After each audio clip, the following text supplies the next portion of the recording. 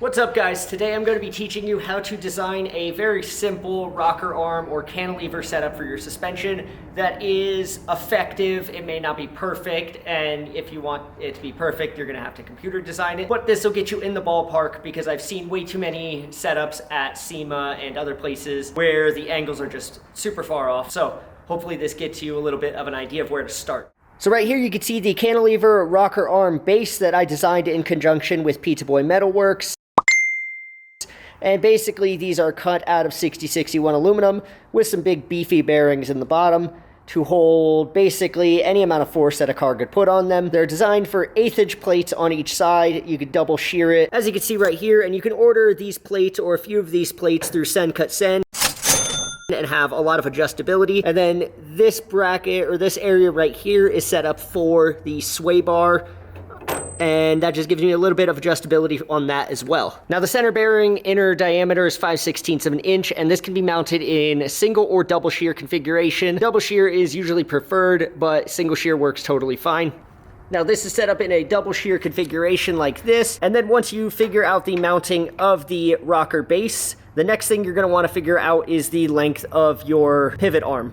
Now from bolt center to center line of these is 2 1/4 inches, and then you're going to measure from here out, and that's going to be your total pivot arm length. Now from bolt center to the center of here is 2 1/4 inches, and then from here out to wherever your pivot arm is going to be your total rocker arm length. These arms here are about 6-inch total arm length from this bolt to this bolt, and I think that's a pretty good size. You could go bigger or smaller if you need to. The length of this can kind of handle up to about 12 inches of total arm length.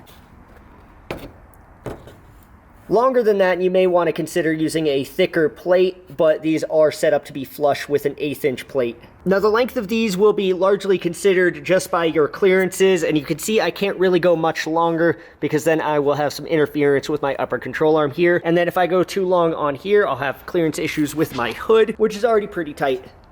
Now the next area of design you're going to be looking at is going to be an angle from this pivot point, and then your lower mounting pivot point. So as you can see from this angle, those 3 points are basically coming out to a little bit over a 90-degree angle. It is slightly obtuse, maybe estimating it at 100 to 110 degrees.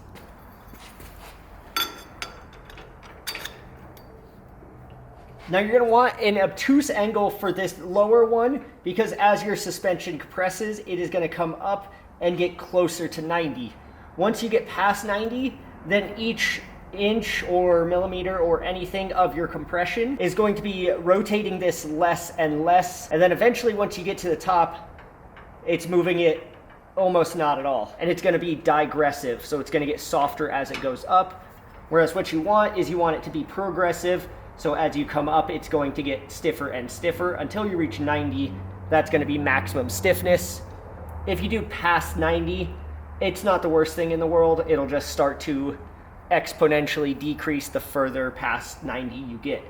Now for the upper coilover side of it, you're going to want this one to start at an acute angle, and then as it compresses it gets closer and closer to 90, and that's going to do the same effect where it gets progressively stiffer and stiffer until it reaches 90. And you could see once you reach this angle right here, there's almost no force. No matter how much force I put into this, the suspension doesn't move.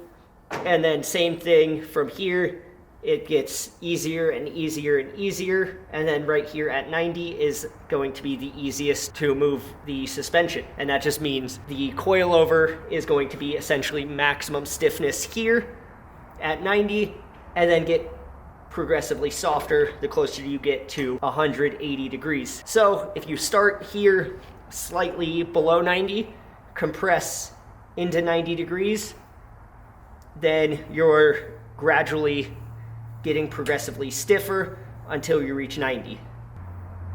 Now the way you make these adjustments is you can have a plate like this or a few plates like this made from SendCutSend, and you're going to adjust the angle from here to here, or the offset, I guess. So as you can see, this one is, I believe this one's designed in line with this bolt. You can also make them centered, counter, push this way, push further this way, you can kind of get, this is set up to 90 degrees, obviously. You can make the angle from here to here to here. I think you can get it to about 135 degrees, maybe a little bit further, but then at some point, this pivot point being way over here is putting a lot of undue stress on these bolts. But also the plate does have that designed in where the plate or the rocker arm base is holding the plates in place. Now also in your design, like I said earlier, these are 4 adjustable sway bar mounts. You can put those in there.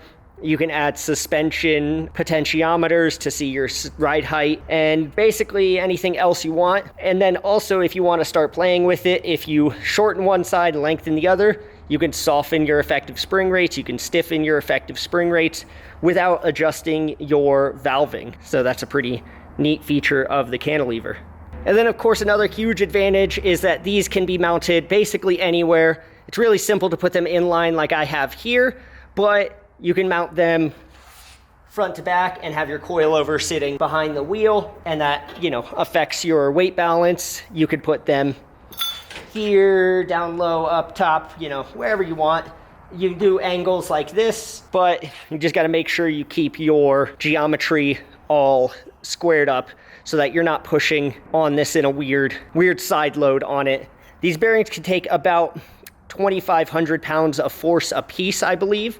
So very overbuilt. That's what we designed them for, is to be abused. And if you ever need to, you can replace the bearings, but nobody's needed to do that yet. And the protection versions of these are anodized black, so they're gonna be super durable. If you wanna go ahead and order a set, the link will be down below on my website, Sideways Fab, and also we sell merch and other stuff. If you like me, you can go buy it. You don't have to, but hope this helps designing some cantilevers, because cantilevers are cool and I think more people should run them.